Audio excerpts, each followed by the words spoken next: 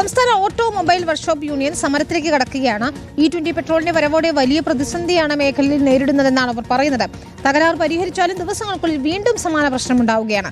തങ്ങളുടെ വർക്കിന്റെ ഗുണനിലവാരത്തെ ഇത് ചോദ്യം ചെയ്യുന്നുവെന്നും സൗജന്യമായി വീണ്ടും നന്നാക്കി നൽകേണ്ട സാഹചര്യമാണെന്നും association of automobile workers Kerala സംസ്ഥാന പ്രസിഡന്റ് റിപ്പോർട്ടിനോട് പറഞ്ഞു. പരസ്യ പ്രതിഷേധത്തിനൊരുങ്ങുകയാണ് സംഘടന. E20 പെട്രോളിന്റെ വരവോടെ വാഹനങ്ങളുടെ എഞ്ചിൻ പെട്ടെന്ന് തകരാറ് സംഭവിക്കുന്നെന്ന് കൂടി മെക്കാനിക്കുകൾ പറയുകയാണ്. അഖിൽ തയ്യാറാക്കിയ റിപ്പോർട്ട് കാണാം.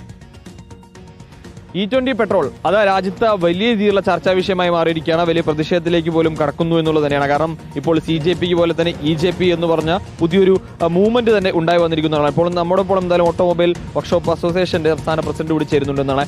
വലിയൊരു പ്രതിസന്ധി ഈ വിഷയത്തിൽ നമ്മൾ നേരിടുന്നുണ്ടല്ലേ? തീർച്ചയായിട്ടും. എന്താണ് നമ്മൾ ഒരു ബുദ്ധിമുട്ടായി മാറിയിരിക്കുന്നത് ഇപ്പോൾ നിലവിൽ? ഞങ്ങൾക്ക് വന്നിരിക്കുന്ന ഏറ്റവും വലിയ ബുദ്ധിമുട്ടെന്ന് പറഞ്ഞാൽ വാഹനങ്ങൾക്ക് വരുന്ന റിപ്പയറിങ്.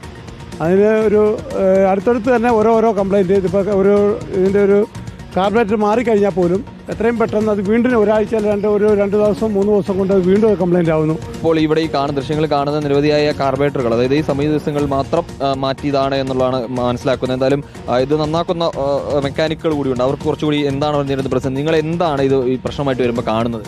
മെയിനായിട്ട് ഇത് പൂപ്പൽ വരിക, ഇതുപോലെ കോപ്പർ ജെറ്റുകളൊന്നും അഴിയാതെ വരിക, എല്ലാം കട്ടായി പോവുക, ഹോൾസ് ബ്ലോക്കായിട്ട്. പിന്നെ ഇത് വണ്ടിക്ക് മിസ്സിങ്, കോൾഡ് സ്റ്റാർട്ടിങ്, ലാഗാണ് വണ്ടിക്ക് എപ്പോഴും.